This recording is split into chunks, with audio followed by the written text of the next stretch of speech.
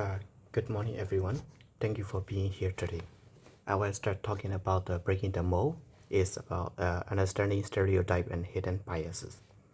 So, we often like to think of ourselves as objective, but the truth is that our brain often takes shortcut. Today, I want to talk about stereotype and hidden social biases, the invisible mental label we place on others.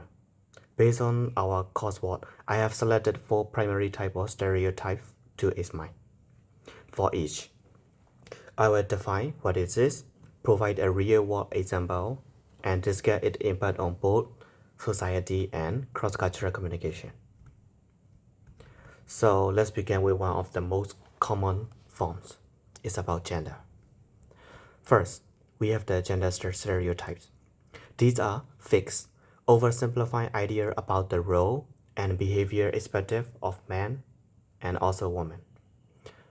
Uh, for example, many people still unconsciously believe that women are too emotional for higher level leadership and stuff like that, while men are natural born leaders.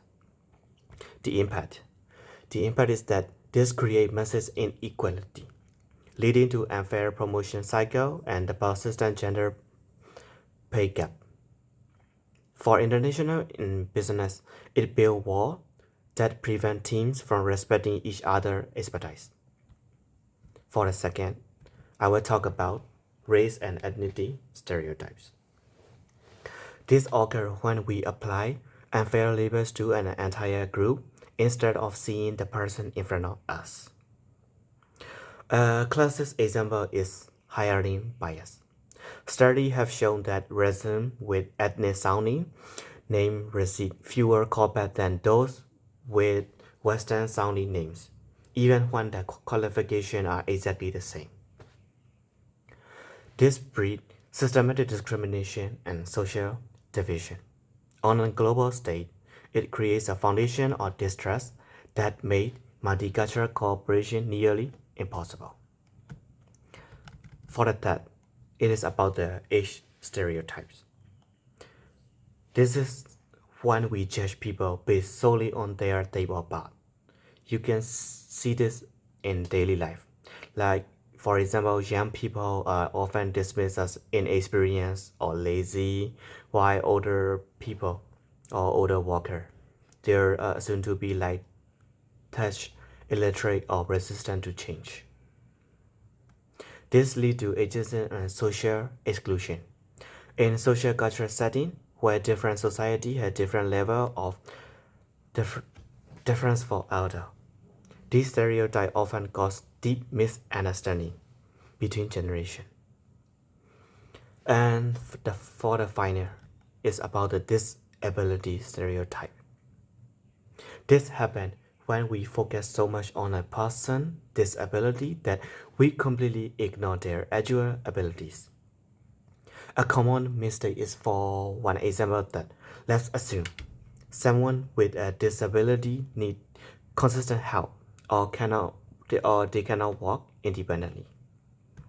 This results in unequal access to education and also in job fees. In global interaction, it creates an emotional distance and a lack of respect for that individual autonomy. So, these problems are deeply rooted, but they are not entirely impossible to solve. To tackle these biases, I should propose 3 main strategies.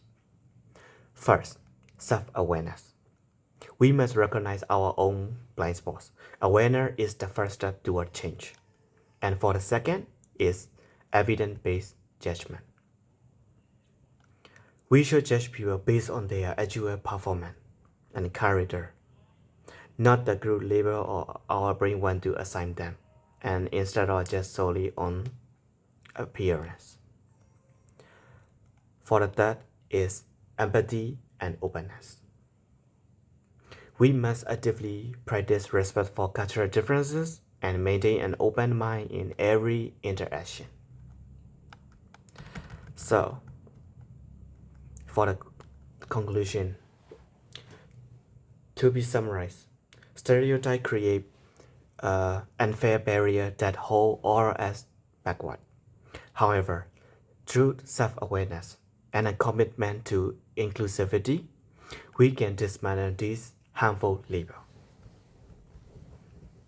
For my thought, as I ask you to remember just only one thing. See everyone as a unique individual, not a member from a group. This is the ultimate key to a fairer society and more effective global communication. Thank you so much for your time. And this is all for today.